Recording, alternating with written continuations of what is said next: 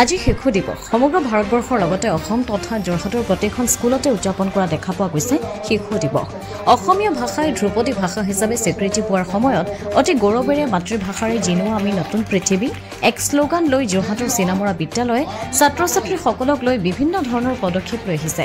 ছাত্ৰ-ছাত্ৰীৰ জীৱনকালৰ পৰাই নিজক নিজে আগবঢ়াই নিয়াৰ প্ৰয়াস কৰি আহিছে চিনামৰা জাতীয় বিদ্যালয়ে ছাত্ৰ-ছাত্ৰীসকলে শাওন মাহত পথাৰত ভূঁই ৰোৱাৰ পৰা সোণালী পথাৰলৈ পৰিৱৰ্তন কৰালৈকে সকলো শিক্ষা প্ৰদানৰ প্ৰয়াস কৰিছে বিদ্যালয়খনে এই সময়খিনিত তেওঁৰ লগত সমভাগী হৈছিলহি অসমৰ কৃষি মন্ত্ৰী অতুল বৰা যোৰহাটৰ চিনামৰা জাতীয় বিদ্যালয় পুথিগত শিক্ষাৰ লগতে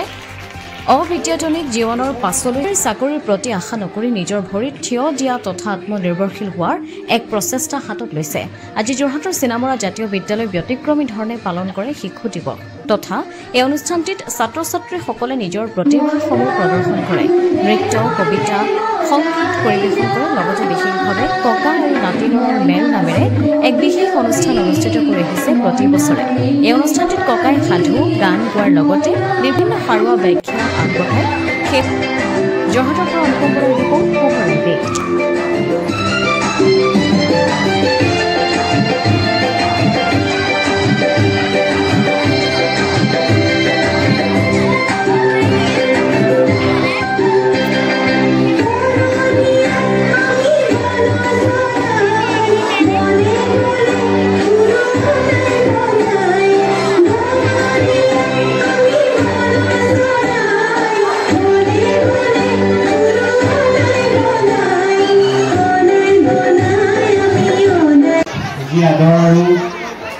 সন্মানেৰে এই খিলিত থিয় হৈ কথা ক'ব পৰা এই ব্যৱস্থাটো দিলে মই সঞ্চালক শ্ৰীযুত বিভূতি ডাঙৰীয়াক ধন্যবাদ জ্ঞাপন কৰিছোঁ সদায় যিবোৰ কাম দেখিলোঁ তাৰ উপৰিও এই বিদ্যালয়খনে অবিদ্যায়তনিক দিশত আমাৰ চৰকাৰে যিবোৰ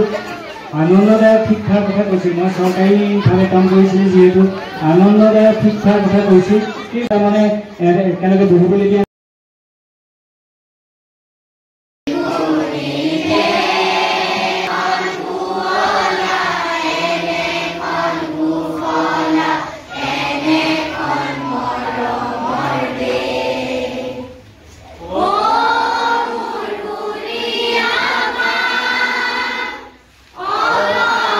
মেল বা সেইদিনা ধান ৰোৱাৰ যি পদ্ধতি বা আগতে আমাৰ দিব্যজ্যোতি শৰ্মা ডাঙৰীয়া ইয়াৰ সঞ্চালক মহোদয় যিজনে পথাৰত নিজে হাল বোৱাৰ যিবোৰ আমি কাম দেখোঁ এই অনুষ্ঠানবিলাকে যেনেকৈ আকৌ শিক্ষক দিৱস নাপাতি পেলাই তেখেতসকলে শিক্ষক ছাত্ৰ আৰু অভিভাৱক সন্মিলন পাতে এই ব্যতিক্ৰমী অবিদ্যায়তনিক বিষয়বিলাকে বিদ্যায়তনিক বিষয়ৰ লগত সংগতি ৰাখি যিবোৰ কাম কৰি আছে সেইবোৰ কিন্তু জাতীয় বিদ্যালয় প্ৰত্যেকখনে নকৰে ক'ৰবাৰ পৰা হয়তো ষ্টেণ্ড কৰা ছাত্ৰ-ছাত্ৰী ওলাইছে কিন্তু সেই ছাত্ৰ-ছাত্ৰীটোৱে চিনামৰা জাতীয় বিদ্যালয়ৰ দৰেই এজন মানুহ হোৱাৰ যি পদ্ধতি সেই পদ্ধতিটোত কিন্তু অংশগ্ৰহণ কৰিব পৰা নাই বুলি মই ভাবিলোঁ আজি ব্যতিক্ৰমী এটা অনুষ্ঠান মই আপোনাসকলেও জানে হয়তো যে মই বিভিন্ন সময়ত সভা সমিতিতেই বেছি ব্যস্ত থাকোঁ অথচ এই সভা সমিতিত যিবোৰ বক্তৃতা প্ৰদান কৰোঁ সেইবোৰতকৈ আজি এই অনুষ্ঠানটোত সংপৃক্ত হৈ ছাত্ৰ-ছাত্ৰীৰ লগত সংপৃক্ত হৈ বেলেগ বিদ্যালয়লৈও গৈছোঁ চাকৰি জীৱনতো বিদ্যালয়সমূহলৈ গৈছোঁ মই মাইক এটাৰ ওচৰত থিয় হৈ ডাইচ এখনৰ ওচৰত বহি মই ছাত্ৰ-ছাত্ৰীক বহুত দূৰৰ পৰা কথা ক'ব লাগে আজি একেবাৰে লগতে থাকি এই ককা নাতিৰ যিটো মেলৰ যিটো মানে আস্বাদন যিটো মই কৰিলোঁ যি মৌ পালোঁ আজি সেই মৌ মই হয়তো মানে মোৰ জীৱনটোত মই এনেকৈহে ভাবিছোঁ যে আজিৰ দিনটোৱে মোক কেইবছৰমান আকৌ জীয়াই থকাৰ যেন মোক প্ৰেৰণা দিলে কাৰণ তেওঁলোক শুনিছে মই তেওঁলোকৰ হৈ এজন কথা ক'ব পাৰিছোঁ মোৰ নাতিটোৱে যেনেকৈ কথা শুনে মোৰ তেনেকৈ শুনি আছে কিছুমান তাক ৰাতি চোতালত বহি সাধু শুনাৰ বাদকতা এতিয়া নাই চোতালেই নাই যিখন দেশৰ এতিয়া লাহে লাহে কমি আহিছে তো তেনে এটা অৱস্থাত আমি ভাবিছোঁ স্কুলতে যদি সেই পৰিৱেশটো দিব পাৰোঁ এতিয়া সেইকাৰণে স্কুলৰ চোতালত মুকলিতে বহুৱাইছোঁ মাজতে ককাক বহুৱাই ল'ৰা ছোৱালীবিলাকক সাধু শুনোৱাইছোঁ তো এইটো হৈছে আমাৰ সেই পুৰণা দিনৰ এটা স্মৃতি মোৰ মনত সোমাই থকা আৰু সেইটোক মই ইয়াত এতিয়া যেনিবা সেইটোক লগাইছোঁ দ্বিতীয় কথাটো তেনেকৈ সৰস্বতী সৰস্বতী পূজাত গোটেই ভাৰতবৰ্ষৰ মানুহে কি কয় মূৰ্তি আনি পূজা কৰে মই কিন্তু মূৰ্তি আনি পূজা নকৰোঁ মই গ্ৰন্থ পূজা কৰোঁ গ্ৰন্থক পূজা কৰিবলৈ দিওঁ আজি কিতাপখিনি আমি বেদীত আমি কিতাপ সংস্থাপন কৰোঁ আৰু সেই বেদীৰ সন্মুখত ছাত্ৰ ছাত্ৰীসকলে ধূপ ধূনা জ্বলাই তেওঁলোকে তাত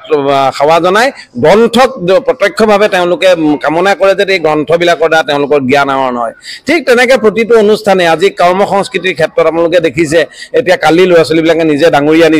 ডাঙৰি আনি নিজে হেৰি কৰিছে আগতে সেয়া দাইছে তাৰপৰা ৰুইছে তো এইবিলাক আচলতে ব্যতিক্ৰমী কথাবিলাক বুলি নহয় তাৰমানে ছাত্ৰ ছাত্ৰীসকলক মোৰ ধাৰণাটো হ'ল যে কেৱল শ্ৰেণীকোঠাৰ চাৰিবেৰৰ ভিতৰৰ শিক্ষাই এজন মানুহক পূৰ্ণাংগ মানুহ কৰিব নোৱাৰে শ্ৰেণীকোঠাৰ পৰা বাহিৰৰ যিখন পৃথিৱী শ্ৰেণীকোঠাৰ খিৰিকীৰ বাহিৰৰ পৃথিৱীখনতহে আচল শিক্ষা আছে মই সেইটো উপলব্ধি কৰি এনেকৈ কৰোঁ আজি আমাৰ মাজত যিজন ককা আহিছে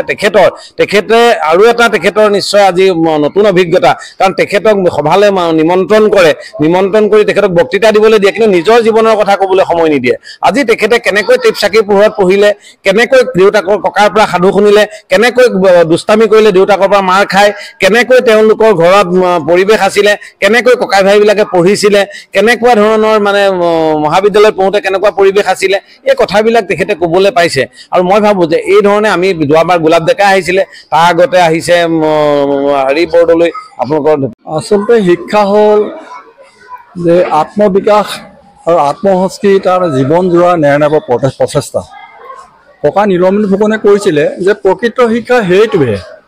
কেৱল শিক্ষাগত পুথিগত শিক্ষাই সম্পূৰ্ণ নহয় যেতিয়া যিটো শিক্ষাই হাতে কামে ব্ৰেইনৰ দ্বাৰা পৰিচালিত হৈ প্ৰেক্টিকেলি কামটো শিকে এইটোৱে আচলতে প্ৰকৃত শিক্ষা গতিকে চেনামৰা জাতীয় বিদ্যালয় মই সভাপতি হৈ আজি থকা 8 বছৰ যি জানিলোঁ তেখেতলোকে আমাৰ সন্মানীয় দিলীপ বৰদলৈ কৈছে তেখেতে বিদ্যাৰ্থিনীক দিশতেই নহয় অবিদ্যাৰ্থিনী দিশে কেনেকৈ ছাত্ৰ ছাত্ৰী উৎকৰ্ষ সাধন কৰিব পাৰে সেইটোৱে শিক্ষা কাৰণ সেই মহাত্মা গান্ধীয়ে কৈছিলে সেইবিলাকে প্ৰকৃত শিক্ষা য'ত শাৰীৰিক মানসিক নৈতিক আৰু আধ্যাত্মিক উৎকৰ্ষ সাধন হয় আৰু